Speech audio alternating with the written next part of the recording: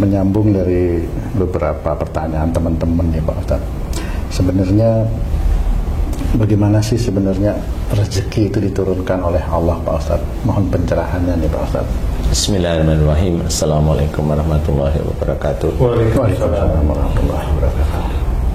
Jadi memang banyak orang menganggap bahwa ditiupkan roh pada janin di umur kurang lebih 4 bulan 120 harian itu memang dicatat rezeki, jodoh dan kematiannya. Betul. Tetapi yang harus kita pikirkan adalah yang dicatat rezeki, jodoh dan kematian. Maksudnya dicatat itu semua orang itu sama, yaitu dicatat oleh Allah Ta'ala itu sudah dimasukkan di dalam Al-Quran. Jadi pencatatan itu ada dalam Quran. Bagaimana seseorang itu akan mendapatkan rezeki itu ya dari Quran. Bagaimana orang itu bisa gagal mendapatkan rezeki itu dia pasti menyalahi Quran. Bagaimana ya seperti itu. Kemudian orang yang rezekinya itu dapat jodoh yang apa yang dia inginkan, yaitu sebenarnya ada di dalam Quran bagaimana cara mendapatkannya walaupun tidak gamblang. Kemudian kalau mamanya rezeki itu dicatat termasuk apakah orang yang tidak menikah itu juga rezekinya tidak menikah, kan bukan seperti itu. Karena Allah menjadikan makhluk itu berpasang-pasangan kan, insya Allah kan juga akan bertemu jodohnya. Cuma bagaimana ada orang yang tidak menikah? Nah itulah yang harus kita ketahui. Kemudian tentang kematian, bukan seseorang itu lahir kemudian dinaskan oleh Allah Ta'ala matinya sekian, bukan. Bukan seperti itu kan Dajjal yang jelas. Dajjal itu kematiannya sekian hari, itu kan jelas ya. Jadi untuk manusia seperti kita itu memang ada usaha istilahnya. Usaha itu bisa aja sejak dari kandungan orang tuanya itu usahanya mau bagaimana. Kemudian kalau di dalam kandungan si anak ini ada dalam kandungan, orang tuanya itu emosional, marah, kaku dan sebagainya. Nah anak ini lahir besok itu ya sejak mulai akil balik ya dia emosional, kaku, marah ya seperti orang tuanya. Dan bagaimana dia itu menjadikan rezekinya itu akan terdapat, akan diberikan oleh Allah Ta'ala ya tergantung perjalanannya dia sebenarnya. Apakah catatan rezeki itu sama untuk semua orang Pak Ustadz? Ya Quran itulah catatan rezeki semua orang. Itu ya.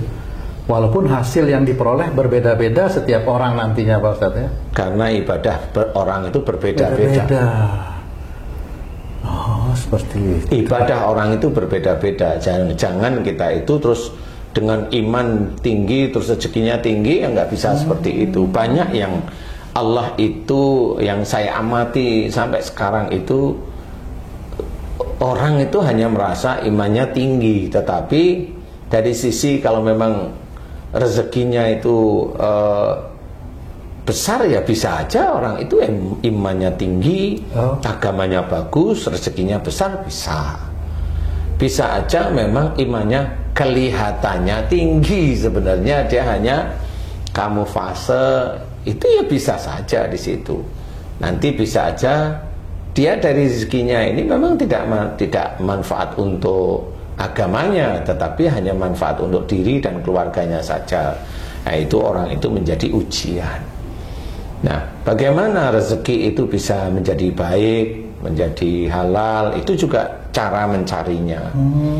Kalau umpamanya orang itu hanya melihat di YouTube, cari rezeki itu dengan cara ikut-ikutan trading, nggak taunya judi. Nah itu kan karena euforia keinginan orang itu ingin kaya sebenarnya. Kalau mamanya dia sebenarnya seperti itu ingin kaya, itu kan ya itu kan nafsunya dia. Dia ingin seperti itu, masih muda beli apa Ferrari, beli Lambo, itu kan keinginan dia sebenarnya.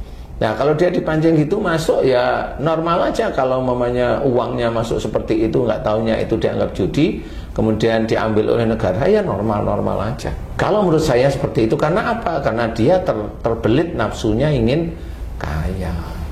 Nah kalau rezeki itu ya seperti itu. Jadi Bagaimana Allah menceritakan? Allah itu menceritakan dalam surat Adz-Dzariyat dijelaskan ya bahwa dan di langit ada jalan rezekimu.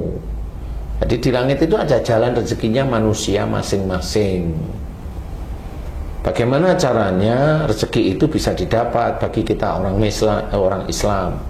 Diceritakan di ayat Az-Zariyat tersebut sebelumnya. Sesungguhnya mereka di dunia selalu berbuat kebaikan. Ya. Jadi kalau ingin rezekinya itu halal, baik dan berkah, cobalah sebelum berikhtiar dalam mencari rezeki pada saat dia itu masih kecil, dekatkan dia pada Allah Ta'ala beneran. Kemudian cara-cara dia mengenal untuk mencari rezeki kenalkan, yaitu ya belajar. Di kehidupan manusia belajar ya belajar. Nah, disinilah sebenarnya orang itu belum paham, banyak yang belum paham bahwa dengan kita berbuat baik ini sebenarnya jalan rezeki kita itu nanti akan dimunculkan oleh Allah Ta'ala. Mamanya dia tes di sini nggak diterima, tes di sini nggak diterima, tes di sini nggak diterima, 10 kali nggak diterima, tapi dia senyum aja dan dia menerima kali ini belum apa namanya, belum jatah saya, belum rezeki saya mamanya. Boleh, tapi dia semangat. Kemudian diulang lagi tesnya, sama nggak taunya tes yang keempat malah lulus. Seperti itu. Kenapa yang dulu belum diizinkan oleh Allah Ta'ala lulus, tapi yang ini lulus? Bisa aja yang tahun dulu itu ada orang yang lebih membutuhkan daripada dia, jadi dia diluluskan dulu oleh Allah Ta'ala. Seperti itu aja perjalanan rezeki itu. Jadi kalau seorang itu mau menerima keadaan dengan lapang dada dan dia tetap ikhtiar, ya nanti Allah insya Allah akan memberikan jalan.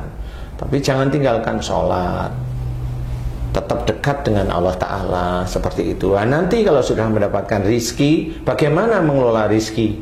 Rizkimu pada saat kamu itu lulus kuliah itu segitu. Apakah Allah juga menulis pada saat kamu itu ada dalam kandungan rezekimu, umur sekian, bulan sekian mendapat sekian, nanti umur sekian lagi mendapat sekian, umur sekian mendapat sekian, umur sekian kamu umpamanya rezekimu nabrak orang umpamanya. Ini kan rezeki juga.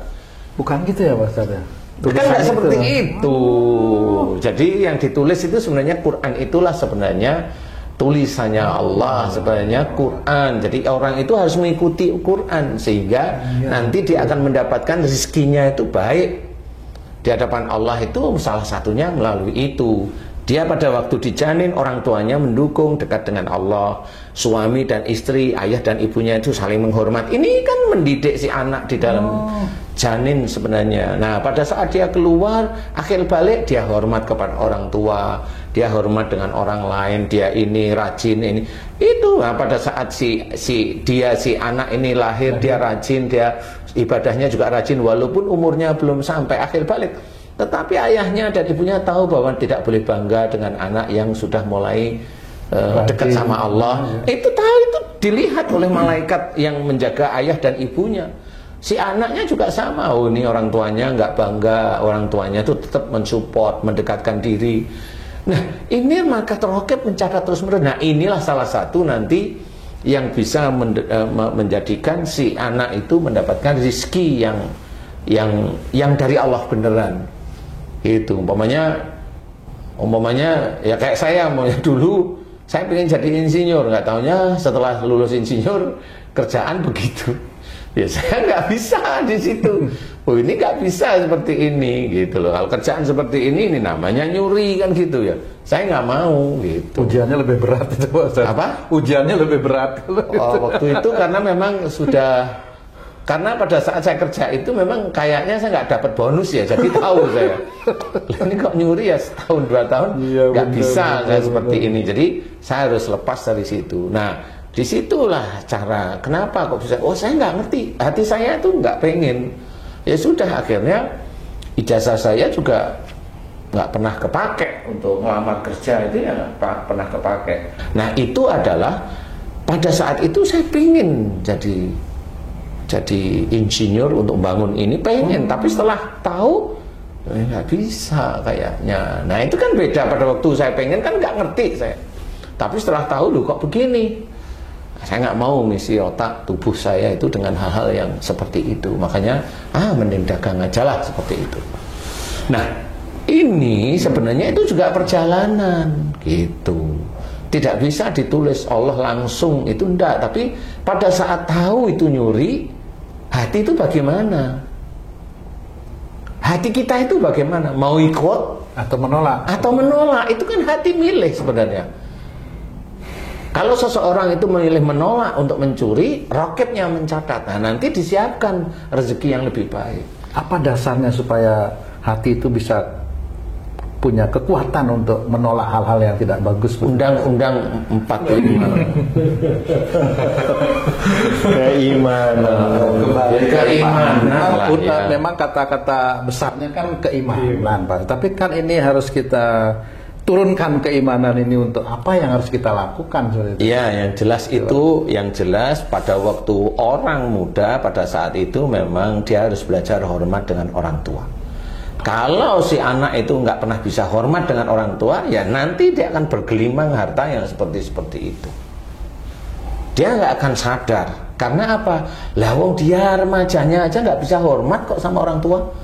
Apalagi dia pada saat bekerja, dia nyaman dengan uang kerjaan. Bagaimana dia bisa berpikir? Wong dia sehari-hari dengan orang tua itu nggak bisa hormat, bahwa oh ini saya harus hormat, oh ini orang tua saya.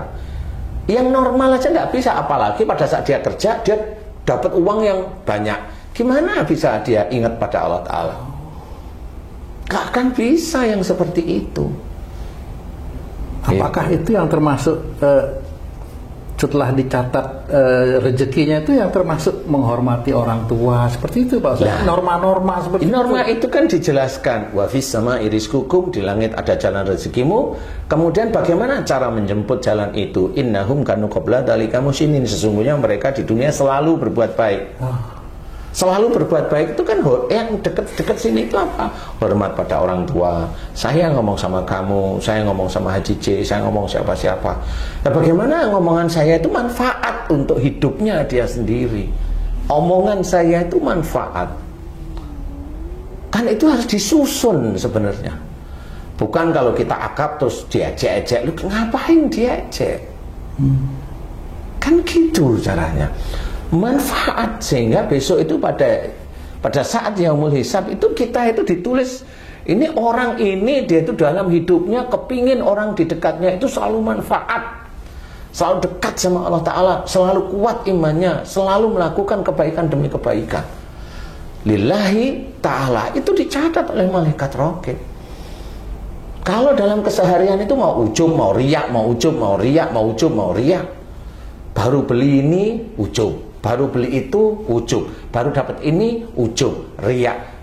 Apanya yang mau didapat besok rezekinya?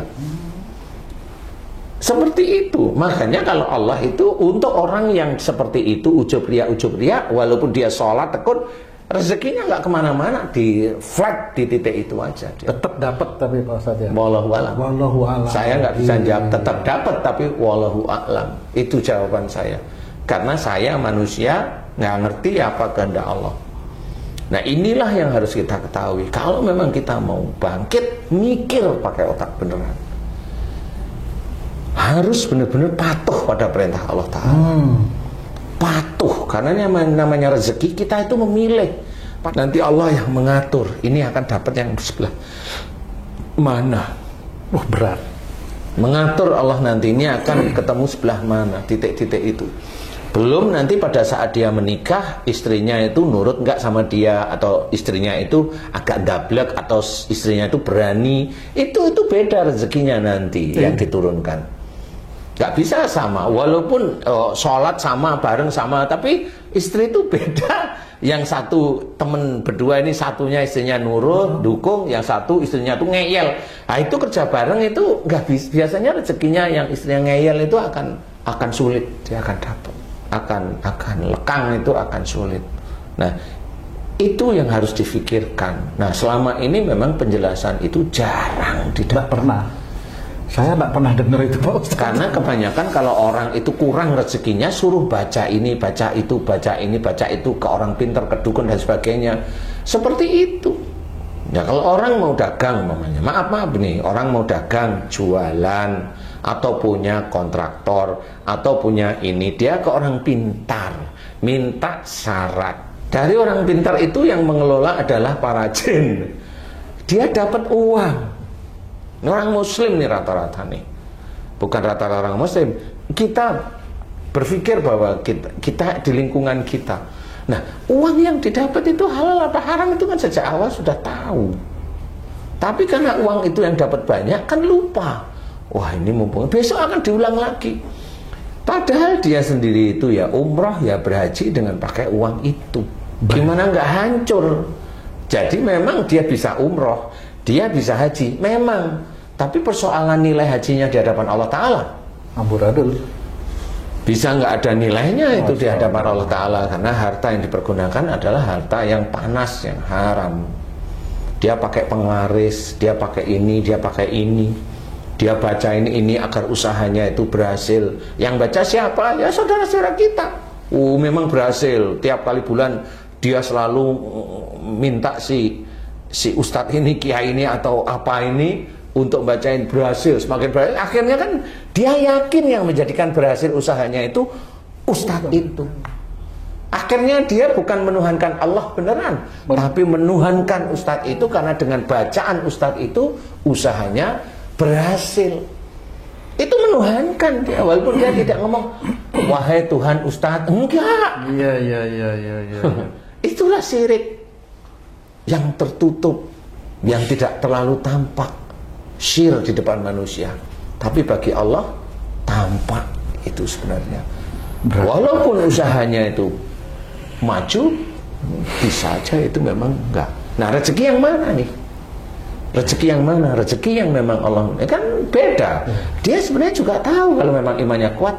Oh, nggak boleh saya seperti ini. Saya bisa menuhankan itu. Tapi kan saya ikhtiar dengan itu. Oh, enggak. Coba aja kamu doa biasa.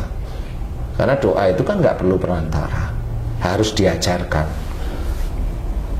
Diajarkan dari gurunya, oke lah, betul. Tapi coba buktikan. Nah, inilah yang sebenarnya orang nggak paham. Rizki itu sebenarnya dia memilih awalnya. Dari orang tuanya juga dipilihkan dulunya. Baru kemudian dia sendiri memilih. Pada saat dia memilih, dia belok kiri, apa lurusannya itu aja. Memang harus pelan-pelan ini memahami. Ini berat sekali ini. Kalau saya berpikir juga, ini dari pikiran saya, mohon maaf Pak Ustadz ya. Di rezeki sudah dicatat gitu ya. Terus kalau saya sendiri itu gimana saya bisa ketemu dengan catatan rezeki saya itu kan memang agak susah juga. Terus kemudian saya tahu-tahu pensiun gitu kan. Apakah pensiun ini juga dicatat? Saya itu juga tidak pernah lihat catatan rezeki saya, mohon maaf ya. Tapi kalau Pak Ustadz bilang kembali kepada Quran, itu jadi berat kalau yang berpikir ini harus membedah kembali ke awal berarti gitu Pak Ustadz ya. Iya, sebenarnya saya tertarik dengan ungkapan Nutung. Saya dapat kerjaan kemudian tahu-tahu pensiun. Lah berarti kamu tuh sholatnya kapan kok tahu-tahu pensiun itu? Ya di antara itu kan sudah sholat juga kan seperti itu Pak Ustadz. Di antara itu berarti kamu juga nyatetin mana yang dapat rezeki. Bingung juga itu kalau dibilang catatan. Saya nggak pernah lihat catatan saya itu rezekinya sudah dicatat. Itu gimana? Sebenarnya yang mencatat itu jalan awalnya itu adalah malaikat Raqib atau Atid. Jadi seorang itu akan mendapatkan rezeki yang halal, yang thayyib, yang berkah itu ya dari catatan kita yang dicatat malaikat Raqib maupun Atid. Makanya dijelaskan ma sabaka min hasanatin faminallah wa ma sabaka min sayyi'atin faminafsik. Jadi apa saja nikmat yang kau terima itu dari sisi Allah, awalnya dari catatan malaikat Raqib, dan apa saja musibah yang kau terima itu dari perbuatan kamu sendiri yang mencatat itu Atid. Jadi beliau ini ada fungsinya. Nah inilah yang harus kita ketahui, iman kepada malaikat itu ini, sehingga apa yang kita kerjakan sehari-hari itu ngerti. Jadi bukan ngawur kan gitu. Lah ngawur itu euforia karena sudah dapat bonus enak ya, jadi terus Aduh, mending ini aja lah, kan begitu mau. Kadang malah kalau nggak dapat bonus itu teman ngeyam-ngeyam itu. Udahlah, kan rezeki udah dicatat sama Allah. Lah, kan jadi kalau saya berpikir itu kita dipaksa untuk meyakini yang, kalau saya jadinya sekarang nggak jelas itu yang dulu itu. Lah kamu itu lahir juga nggak jelas tuh. Kan gitu Pak Ustadz. Kalau Iya. kan tidak pernah disebutkan, dikatakan bahwa ada jalan untuk mendapat rezeki. Memang. Nah, ini kan kalau bicara jalan berarti banyak jalan. Banyak jalan. Gimana Ji? Aku pusing. Banyak jalan. Umpamanya seorang laki-laki, dia betul. Ini ada. Kemarin ada seseorang bertanya sama saya. Ketemu sama saya, dia pengusaha sukses menurut beliau ya. Ini ketemu beneran nih. Saya nggak mau ngomong cerita. Mbak nggak mau ngomong nama. Iya. Dia udah. Kemudian kesuksesan itu hancur. Zes. Awalnya sukses. Sukses terus. Dari mulai orang yang kelas bawah lah. Saya nggak mau cerita apa. Kelas bawah kemudian sukses. Kemudian dijatuhkan oleh Allah Ta'ala. Dijatuhkan oleh Allah Ta'ala itu bukan karena sebab. Yang saya amati dari beliau itu, saya hanya cuma melihat ini beliau sombong, ujub riya itu setiap saat. Kayaknya insya Allah beliau ini sama istrinya itu tidak pernah akur, berantem dan selalu ngerendahin. Hanya itu saya tanya 2 titik itu. 1, selalu bertengkar dengan istri sampai saat ini. Padahal sebelum berhasil dulu jarang sekali bertengkar. Betul apa enggak Pak? Betul Ustaz. Bapak agak ngerendahin istrinya, betul Ustaz. Itu nomor 1. Yang kedua, Bapak ada ujub, riya, bahkan sombong. Padahal Bapak itu baru dititipi kesuksesan dikit-dikit. Nah di titik itu Bapak sombong, sampai kesuksesan puncak Bapak malah lebih sombong. Ustaz, berhenti dulu. Walaupun Bapak itu dalam bicaranya, Bapak itu sebenarnya pengennya memotivasi. Iya Ustaz, saya pengen motivasi. Tidak, motivasi itu hanya beberapa detik di mulut. Tapi kebanyakan pada saat Bapak cerita kepada orang-orang, ataupun Bapak cerita pada orang-orang yang orang itu nggak bertanya pada Bapak, Bapak itu cerita. Itu namanya ujub riya. Bahkan sombong, karena ini diceritakan pasti suksesnya. Padahal sukses itu bukan dari Bapak, dari Allah. Di titik itulah sebenarnya Bapak merasa diri Bapak itu yang bisa mencetak uang, bisa mencetak rezeki. Baru udah diam. Perbaiki dulu sama istri. Dia sudah berbagai macam kiai, dia ini udah macam-macam ya. Udah banyak air ya di gini-gini. Iya Ustaz, sudah banyak orang-orang yang kelihatan di kita itu ditinggi-tinggikan itu. Ngerti maksud saya? Ngerti Ustaz. Sudah banyak Ustaz. Terus ya begitu itu. Tapi hari ini saya baru ngeh kalau itu kesalahan saya. Nah, baru saya ngomong. Memang saya beda. Kalau Bapak mau tanya tentang rezeki kepada saya akan ngomong jujur apa adanya. Dan Allah tidak suka. Makanya rezeki Bapak itu mulai dihabiskan oleh Allah Ta'ala. Bapak nggak tanya kenapa dihabiskan. Saya mau tanya Ustaz, kenapa dihabiskan? Oke, saya jawab. Karena pada saat Bapak itu sukses, kemudian Bapak ngomong ngalor ngidul dan Bapak kurang hormat kepada istri, Bapak itu mencoba ibadahnya itu dikuatkan. Pada saat Bapak dikuatkan, Bapak itu malah ujub riya, hancur ini ibadah. Nah, di titik ibadah ini sudah mulai hancur, sudah mau terpuruk. Allah itu kan maha tahu yang menjadikan terpuruk ibadahnya itu karena apa? Karena ujub riya, sombongnya. Kenapa ini keluar? Karena kesuksesannya. Akhirnya yang bikin sukses dihabiskan oleh Allah Ta'ala. Agar Bapak itu faham kembali ke jalan Allah. Yang bikin dia itu mencetak uang dihabiskan oleh Allah Ta'ala. Makanya dia bingung sekarang. Kalau orang lain langsung nih air nih taruh di tempat kerjamu nih di rumah, ini baca ini taruh ini di begitu aja. Kalau saya ketawa-ketawa, bukan begitu caranya. Itu memaksa Allah itu untuk memberikan rezeki kepada Bapak. Nggak boleh sebenarnya. Allah itu tidak bisa disogok dengan air. Walaupun itu doa, nggak bisa disogok dengan cara seperti itu. Yang akan mendapatkan rezeki itu Bapak, harusnya Bapak yang berubah. Kalau mereka mau mendapatkan rezeki yang mereka sendiri, coba saya tanya sama Bapak, emang mereka kaya? Saya mau ngomong apa adanya. Mereka kaya? Ya enggak juga Ustaz. Lah ya sudah. Kalau nggak yakin nggak usah seperti itu. Bapak ya lama-lama ya dibodohi. Karena Bapak percaya begitu. Kalau saya enggak, Bapak harus berubah. Karena pada saat Bapak itu merendahkan istri, itu sudah dilarang oleh Allah Ta'ala. Itu tidak berbuat baik. Bapak sebagai imam itu tidak berbuat baik. Nah, di titik itu salah di hadapan Allah Ta'ala. Kemudian yang kedua ada ujub, ada riya tentang kesuksesan Bapak, sehingga menyebabkan ibadah-ibadah Bapak itu hancur lama-lama. Amal solehnya mulai rontok. Nah, rontok ini tetap dibaca oleh para malaikat, disampaikan oleh Allah Ta'ala. Apa yang menyebabkan ibadahnya hancur si Bapak? Itu Allah lihat, oh itu karena dia ujub, riya, sombong, terus dia mau masalah apa? Masalah dia sukses. Ya sudah, daripada imannya hancur, terpuruk, suksesnya diselesain aja. Kalau menurut saya Bapak masih disayang oleh Allah Ta'ala, kembali ke jalan Allah. Nah, disinilah sebenarnya tidak bisa. Jadi orang itu tidak bisa seperti itu. Jadi terus rezeki ditulis, nanti hancur karena apa? Lah orang kan akhirnya dia ngapain dia sholat, ngapain dia harus bekerja, walaupun itu wajib bagi seorang muslim. Iya, biar tidak malas dulu, bukan masalah itu. Bekerja itu sudah wajib. Sholat itu wajib bagi seorang muslim.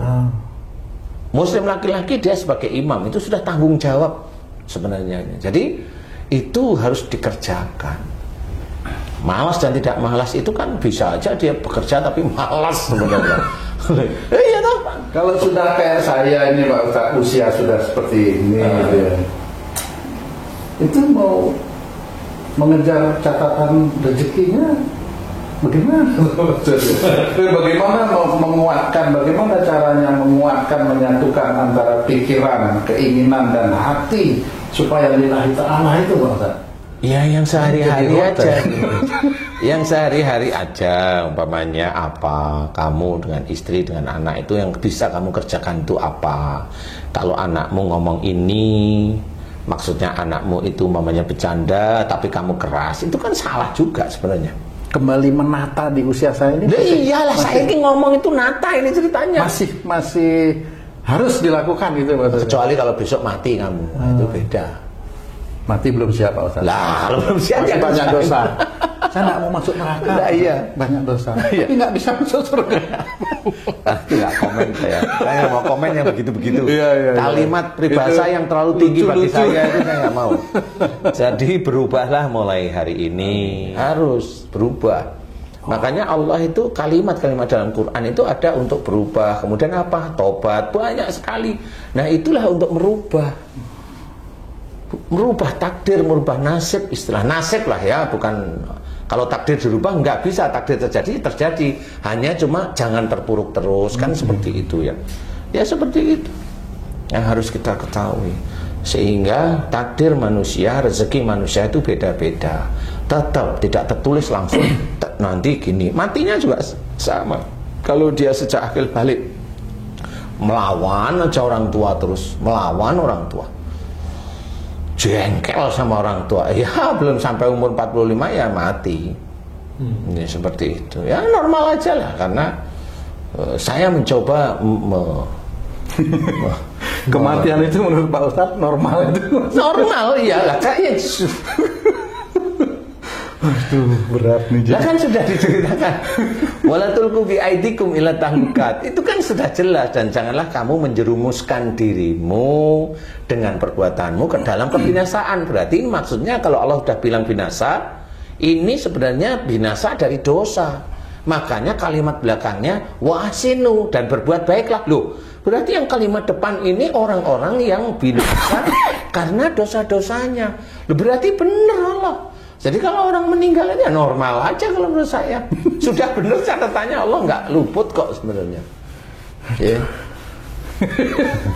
Sudah dijelaskan. Kemudian yuhibbul muhsinin, sesungguhnya Allah menyukai orang-orang yang selalu berbuat baik. Nah, Allah menyukai ini kan kembali lagi pada rizki-rizki yang baik. Kalau dia itu pengen punya jodoh, ya ayo ulangi yang dulu kamu itu strike dengan orang tua, keras dengan orang tua ini. Cobalah belajar untuk hormat, kan seperti itu. Nah, itu kan kalimat per kalimat dalam Quran itu memang kembali lagi semuanya menyusun agar orang itu selalu bisa merubah nasibnya dia yang dulunya terpuruk karena banyak salah dan dosa menjadi lebih baik. Itu tidak ada masalah, dan itu rezeki yang lain itu menyusul. Rezeki menuju arah surga beneran sama rezeki yang dari dunia itu akan disusulkan oleh Allah Ta'ala asal mau berusaha. Ya, asal mau berusaha. Kalau nggak berusaha ya, kalau nanti nyumbang sekian dapatnya BMW lah ngapain? Nggak usah kerja aja, nyumbang aja terus. Nanti saya mau lihat habis itu nyumbang aja lagi, bener dikabulkan nggak sama Allah Ta'ala.